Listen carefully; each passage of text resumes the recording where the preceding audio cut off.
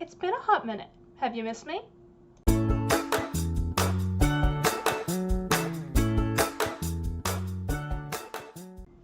I figured since the end of the year is nigh and I've been gone for most of it, I would pop on and give a bit of a free-form update on how things are going, what I've been up to, why I haven't been on here, and what the state of books and the channel is going forward into 2023. So let's start with the good things that happened this year before I dive into the mountain of bad that has been my life. Well, the big thing is that I got 3 whole books out. I started the year with one ungainly, almost 400,000 word draft, and that wasn't ideal. I had published Where Shadows Lie before that, and I knew that I needed a sequel, but I really wasn't sure how to turn what I had into a proper story that would further the narrative, but also not be an actual murder weapon, and unprintable. So I made the difficult decision right at the tail end of 2021 going into 2022 that I would have to split the book. And I've done this song and dance before. Where Shadows Lie was originally split, and it was painful. As it turns out, making a middle into an end is really hard, and making a middle into a beginning is really hard, and there I was having to do it all over again. I need to write smaller books. That is the core of this. But it turned out well. When I actually made the decision that I would go ahead and split the sequel, I chose to divide it up with the first of the 2 books that would following the first 3 days after Where Shadows Lie in a kind of very, very tight narrative, and then the following book would speed along all the way to the end of this arc of the story. Now, the Last Gift series is going to be a sprawling, multi-arc narrative. I have at least 9 books planned. It's probably going to be longer than that, considering how many books I've had to split already. But that's beside the point. That's 2023 Allegra's problem. In 2022, however, I first published Whispers of Stone, which again follows the characters from Where Shadows Lie in the first 3 days after the dramatic events at the end of the book. And then a few months later, I published this chonker, These Gossamer Strings. I actually had to write about 60,000 extra words for this book that I really didn't intend to, because once again, it became a murder weapon sized. But I discovered that there were promises I'd made to the reader back in book 1 that really needed to be resolved within the first trilogy. So I buckled down and I wrote the ending that it needed, and I cried a lot, and I had a lot of emotions because some things happen that if you've been following along, you've experienced by now, mostly everything around Lily and Lyrian. And as it turned out, I had some things to say on the subject of ableism and guilt and complicated relationships with people in our lives. So that happened, and that took a lot of spoons. So you'd think after that I would take a break and, I don't know, write something? Maybe? No. Let's be real. 2022 was not a writing year. It was an editing year, and I hated every single minute of it. There's almost nothing I detest more than revisions. I actually quite like the editing process, the fine-tuning, the going line by line and trying to make them all pretty. That's great. The chop it up, move parts around, and bash it until it's in the right order part of revision, I could never do again and be quite happy. Unfortunately, that's the part that's really important, and that's the part that makes books good. So I spent all of 2022 taking a masterclass in it, because I also released A Peddler of Chains. This is the second book in the Mountain Fell series. It follows A Bond of Thread, which was book 1, and it's also by myself and a different author than A Bond of Thread. This is with E. Sands, who I also wrote NaCl with, and it follows 2 completely new characters on a kind of parallel path to A Bond of Thread, where they're on a collision course with each other, essentially. The series as a whole is going to be the kind of flagship for Project AO, which means that every single book pretty much is going to have a different configuration of authors working on it. And by the end, we're going to have about 8 or 9 authors, all told, who are all going to be writing books, writing specific characters, getting into trouble, and we really want this to be an ensemble cast in an ensemble world. So that was fun. Between all 3, I have written, or rather revised, a stupid number of pages, and this is way over my weight limit, which my doctors are not pleased with when I haul boxes full of books around. However, I learned so much. I didn't want to learn this much about revision, but it helped me really refine my process. And more than that, it helped me refine my writing process going forward, because I realized that I really hate revising, which means that I had to find a way to limit how much I needed to revise on each following book. And I've done this in a couple ways. And so I kind of want to shift now from the published books, which were these 3, plus myself and Christopher Russell, republished a short story that originally showed up in From the Ashes anthology from Indie Fantasy Addicts. It's called The Grandparent Trap, and I don't have a physical copy yet, but it is about 5 elderly Floridians who take on a dragon set to try to steal their pension. It is pure fun nonsense, and I loved writing it, and I loved publishing it, and I made the cover for it, which I giggled the entire time I was working on it, because 5 octogenarians taking on a dragon is basically just what happens inside my head. So yeah, so that's the publishing news. And then there was the restructuring of my entire way of writing, which was a lot. First, there's the part that was the brainwave, and I'll start again. Good news first.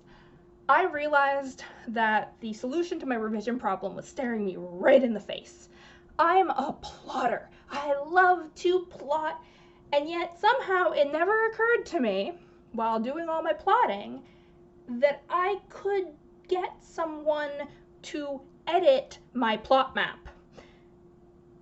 I don't know why it never occurred to me, because we do this when I'm co-authoring all the time. We challenge each other and push and say, well, this wouldn't work, why don't we try this? Right when we're planning things.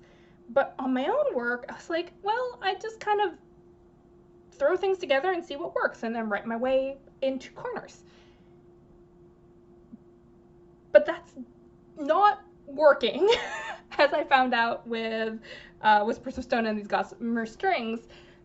So what I did instead, as I moved into working on some new outlines, was I'd pass my actual outline by several people before I started writing a single word, whose job it was simply to poke holes in it. And poke holes they did. We are working on several new books, including one, Grimdark, with Christopher Russell. And we sat down and talked through every bit of world building and every single plot beat with a couple people, and they asked questions and prodded and poked and pushed, and it made the story so much better and so much richer and more concrete.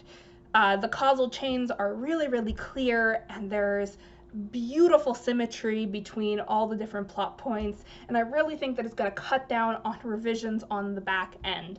Now, whether it does or not, time will tell. Best laid plans and all that. I'm not 100% convinced that this is the solution, because I don't think there is a perfect solution, but every little bit helps, and even if this only cuts down on 20% of revisions, it's still, that's huge when you're writing 200,000 word books. Fingers crossed. The next thing that I changed was I'm drafting slower than I used to. I used to be a huge NaNoWriMo writer, and I would like crank out a book in a few weeks, which is great when you're starting out and when you're trying to build the capacity to write a whole novel. I have this strong philosophy even now that the longer it takes to write a book, the more diluted the core idea of it becomes.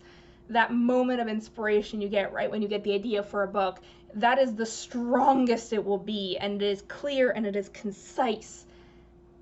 And then 2 years later, when you've been writing it very slowly, it's just kind of becomes more and more nebulous and dispersed. So I still think that there's value in quick drafting, but especially for my Last Gift series, which are these big, chunky, complex and convoluted novels, I needed to slow down. I've always been an author who like eschews description in favor of action and dialogue when I'm first drafting, and then I have to go in and put in all this description later, and it tends to be kind of disconnected from the feelings of the characters and the emotions of the scene, and I have to work really hard to integrate them. So I'm taking it slower. I am writing about character emotions. I am writing descriptions of places. I'm hoping that my editor will no longer have to sit me down and be like, hey, Allegra, your characters are walking in an endless void. I have no idea where they are or what they look like. This has happened to me more times than I can count. But because of that, drafting itself is going slower. The work I'm producing, I think, is some of the best that I've ever done. My work with Chris Russell and with my various other co-authors has really taught me the value of a beautifully crafted sentence and kind of the art of writing scenes and paragraphs and lines that do multiple things at the same time. That provide world building and provide good character emotion and move the plot forward. And that is exactly what I need to be doing. I don't try to write world altering novels. That's never been my goal. My goal is entertainment. I want to write popcorn. Not that necessarily I'm writing light and fluffy, because I'm really not. I'm a dark person dealing with dark topics. But I'm here to entertain more than I am to like tread new ground. Maybe one day I will write one of those books, but for now I'm happy to just represent some disability in fiction, write some entertaining characters, maybe make you laugh, maybe make you cry. But again, I'm writing popcorn. However, I need to be improving as an author, and I do feel like this year has taught me a lot, and that it has pushed me to be better. But now we get into the bad stuff. I haven't really written much. In 2020 and 2021, I was averaging about 50 to 80,000 words a month, and I think this entire year I've maybe written 150,000, which is not great when I have multiple series going and I really need to be putting out books.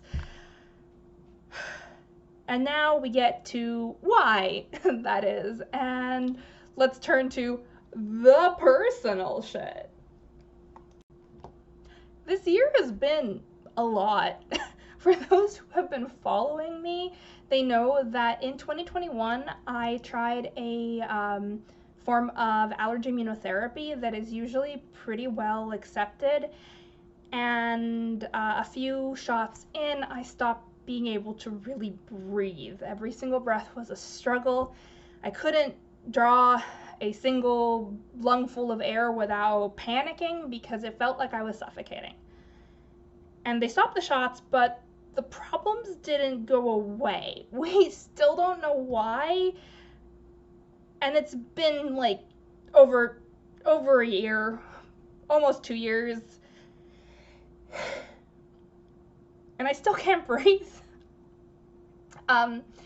We've tried a lot of different medications. They put me on a bunch of inhalers. We've done a ton of work eliminating some allergens from my life and doing all these environmental things. and I still can't breathe. I've had to start therapy because of it for the first time since I was a teenager, because it turns out that when you can't breathe, anxiety starts popping up and the world is on fire all the time. And then we also started a drug called Singulair, which seemed like the miracle cure for about 4 months. I could breathe. I literally felt my lungs pop after the first few pills, and it was like I was suddenly getting oxygen again, which, who knew, helped a lot. I got Whispers of Stone out, and then I got Gossamer Strings out, and then the Great Darkness started. I don't really remember May through July. The only thing I do remember is sometime after my birthday in July, being in the bathtub, dripping wet after the bath had emptied, sobbing hysterically and not wanting to be a human being.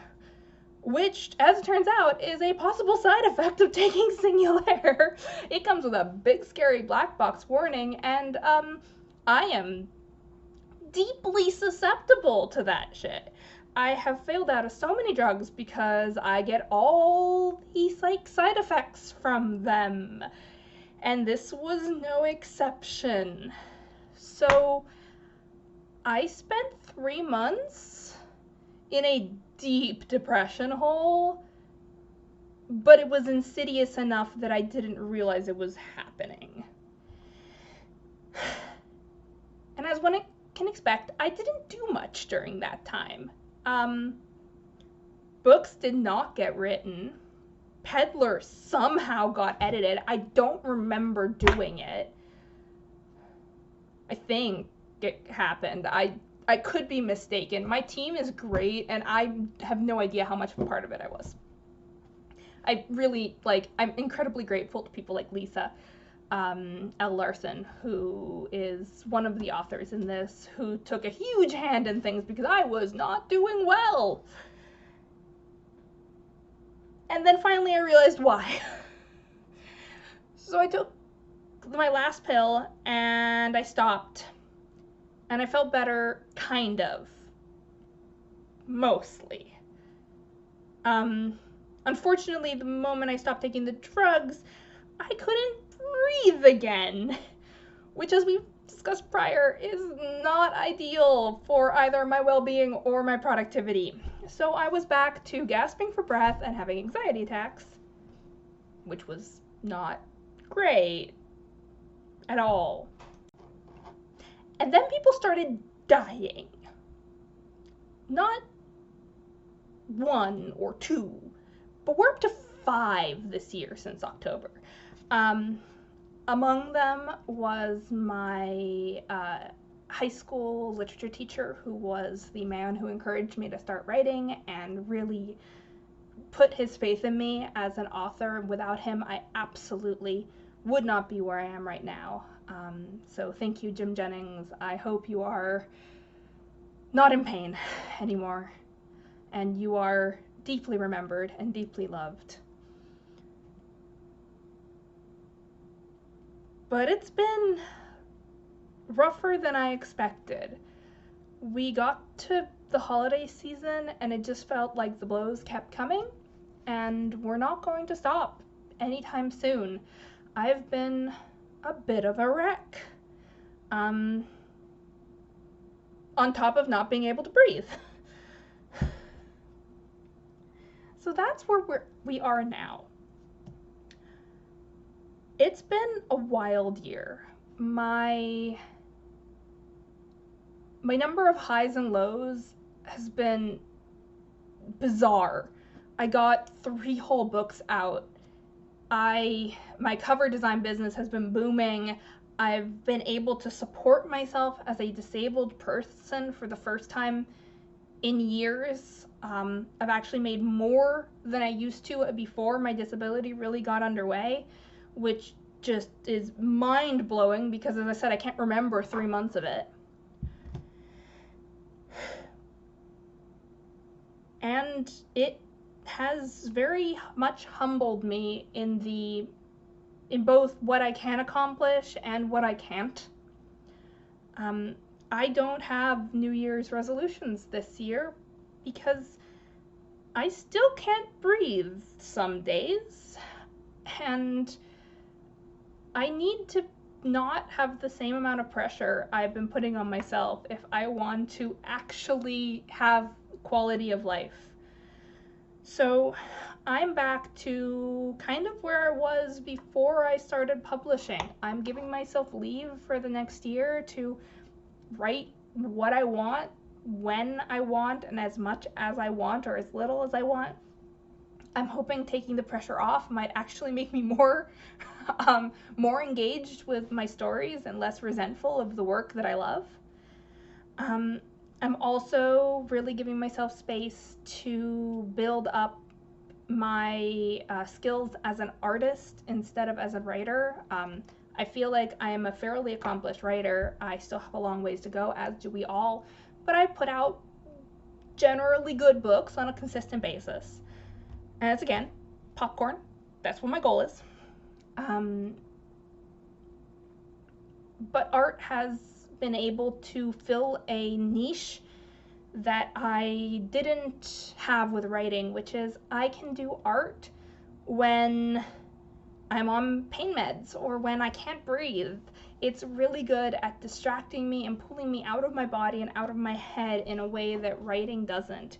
Like, writing makes me sob uncontrollably and laugh out loud, and both of those are really hard, again, when you can't breathe. And talking this much it's also kind of hard when you can't breathe. I used my inhaler right before we did this.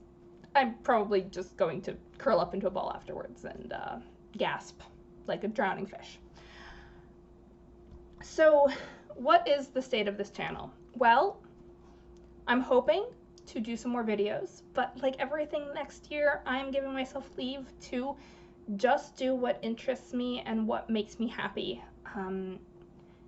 It's not like I have a lot to lose. My audience is still fairly small. The people who do follow me understand that what I'm doing is writing about disabled people as a disabled author, and because I'm a disabled author, things are going to have to be altered to accommodate my disabilities, and that's hard. I have a lot of internalized ableism about that. I'm a workaholic and a perfectionist and a type A person who has a really hard time admitting when she's doing too much and can't keep all the balls in the air. I'm going to be focusing on art and on my day job and on my home and my relationships. But I also don't want to give up the things that I love about writing and about publishing and about the book community. So expect to see me here.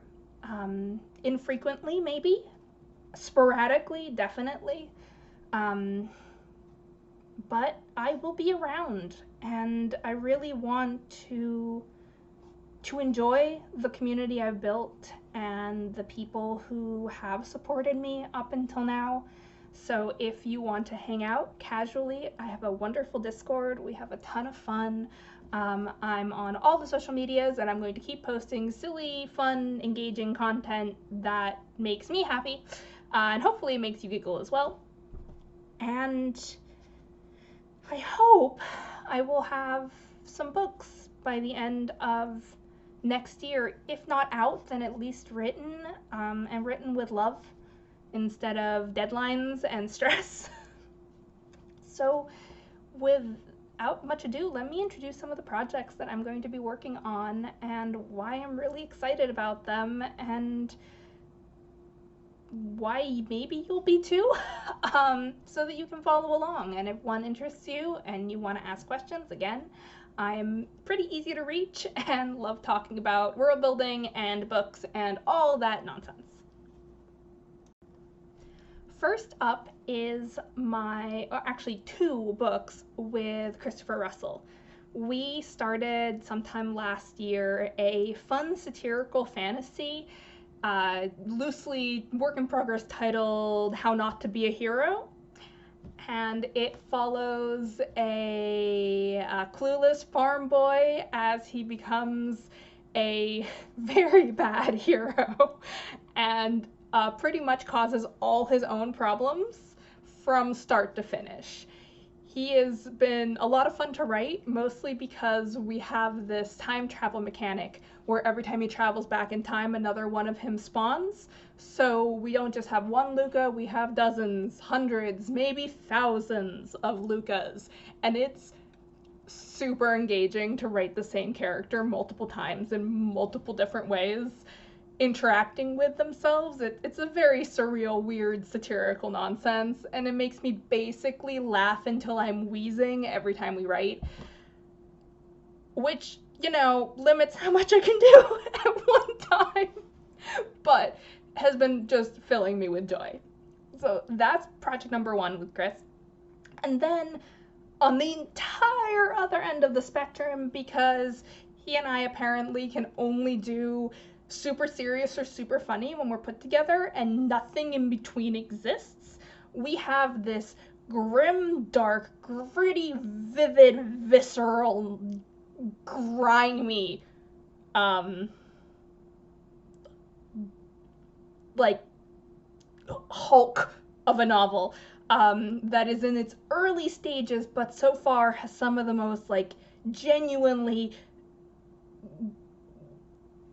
amazing world building I think I've ever done. Chris and I have been working so hard to make this world chilling. And I'm not going to say any more about it because we are not ready to announce exactly what it's about. But let's just say that it has all the hallmarks of exactly the sort of book I love to read. It kind of reminds me in feel to The Wind Up Girl by Paolo Bacigalupi or things of that nature. And exploring the darker sides of humanity is something that I don't really get to do a lot in my other series, not like this. Because a lot of my other books are pretty hopeful. Not that this book isn't hopeful, but it definitely twists some expectations, and we have some villain POVs and some very morally ambiguous characters that are delicious to write. So keep your eyes posted. Keep your eyes on this channel. There will be more information going on that. I'm sure we will do a video together when we're ready to announce some more. Then, on a much lighter note, the Project AO team is working on the next few books of the Mountain Fell series. Expect them to come out a little bit more frequently than they have because we're starting to build up a backlog, as it were. So what you may see in the next few years are A Vow of Bones, which is the first Project AO book that I have not written any part of. I'll be involved in the revisions and the editing and making sure everything is consistent and up to par, but it is J.P. Burnison who wrote Bond with me, and M.D. Chester, who is new to the writing scene, and they are going to be writing about Ilias's son, Ashan, and the new war that's brewing. Then we are working on A Dance of Petals, which is the book that timeline-wise directly follows A Bond of Thread. It picks up with Ilias and Sky, finally. And it also involves Kia and Willow from A Peddler of Chains. So the timelines are starting to merge, and we're starting to get some real bulk of characters in one place. That one's going to be exciting. It's a little bit of a mystery and a little bit of a escape the room plot, with a whole bunch of characters who have a lot of history coming together and butting heads quite vigorously. So that'll be fun. We also have 2 other books in the work that should follow up pretty quickly thereafter. We have A House of Wings, which follows Willow's parents, Magpie and Bram, and how they met and how they got Willow to be part of their family. And we have A City of Rain, which follows two brand new characters who will be part of Sky's Ring eventually, as they go on a legit like quest. They are searching for an ancient city, and they hopefully will find it, and not find too much trouble along the way. Though, knowing them, they are uh, a very, very stereotypical bard and a nerdy librarian. So you know you're going to get some really, really fun things in that. That's J.P. Burnison and Elle Larson, and the House of Wings is R.J. Fisher and Dash Gracie. All of them are fabulous authors. All of these books are just really, really fun, and I can't wait to have my hands all over them.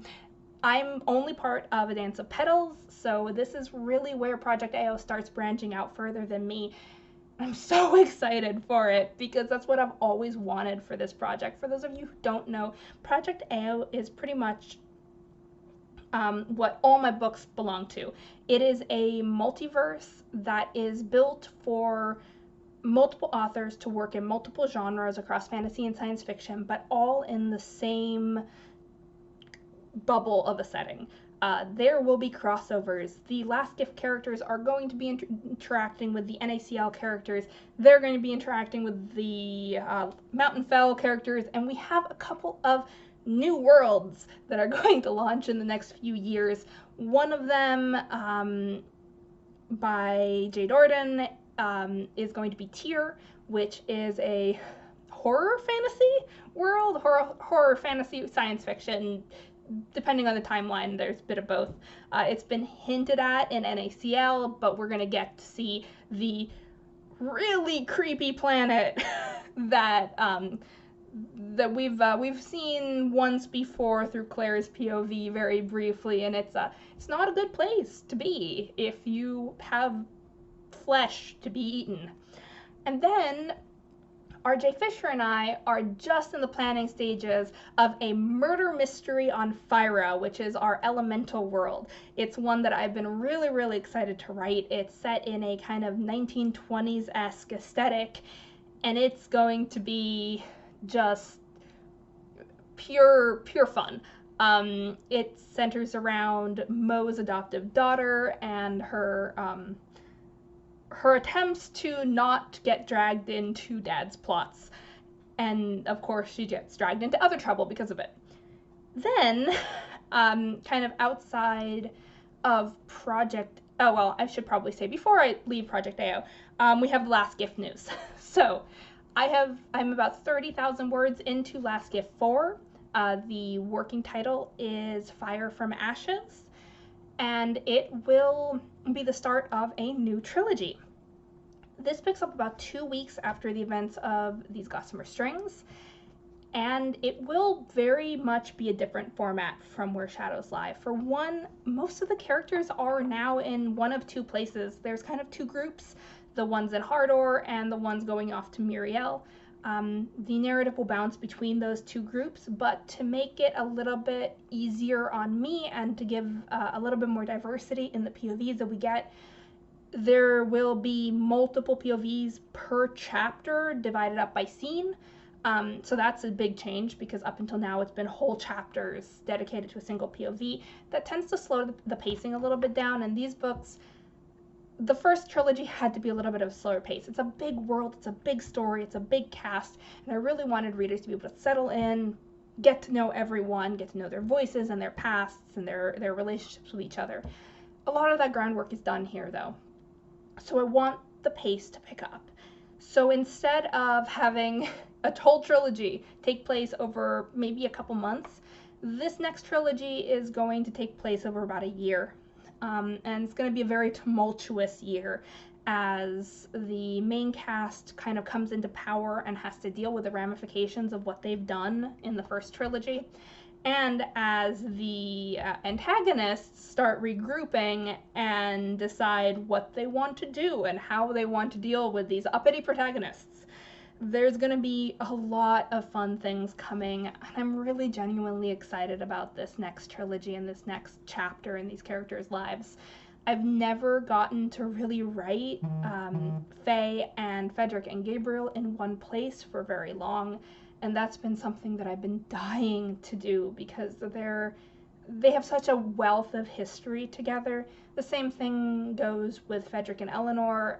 They really need time to get to know each other again as they are now. And then there's a whole bunch of side characters who just get to finally have time to shine. The plot is going to be, again, pretty fast, and we get to see more of the world. This is a world that has been in my head since I was 8 years old. I love it, and yet, so far, we've really only gotten to see Hardor, Air Island, and the Mondar Desert, which are great. I love those places. But there's a lot more world to be discovered. So in the first volume, we're going to get to see Garendor properly, where Riona is from. We'll get to see more of Ceylon and the mines and the border skirmish with Namnia. We'll get to see Muriel at last, which is really exciting because their world is, their little country is a mess, and not a mess in a bad way, just really different. And we will get to see Tir Mindell at last. Which has always been one of my favorite places in the whole world. I mean, it's a complicated place, as most, the island has a lot of power and misuses it a lot, but it also has this fantastic academy, and a lot of the characters have a really close and complicated relationship with it. So we'll get to see Tir Mindell, all of which will be interspersed with a whole lot of shenanigans because these characters are incapable of not causing trouble when you put them together. So yeah, it'll be fun. The romance is really going to pick up, but a lot of interpersonal stuff still needs to be resolved. So a mixed bag. I am open to more alpha readers on this series. If you would like to be part of the alpha team for Last Gift, you get chapters as I write them and you get a chance to give feedback.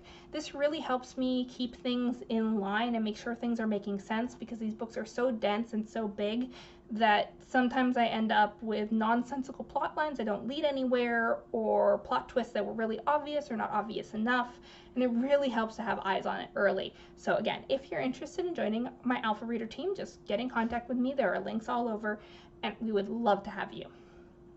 Now, out of Project AO, I do actually have some books outside of Project AO, and I mean, what I'm working with Chris is also that, but I am just starting work on a brand new alternate history for our world. This is a new thing for me. I've never written urban fantasy or anything like that. But this is going to be set in the 1930s in Pittsburgh. It is a magic, it has magic, it's fantasy. The magic is based on food. I'm still working out all the little nitty-gritty details, but it's going to really draw on my own family's history.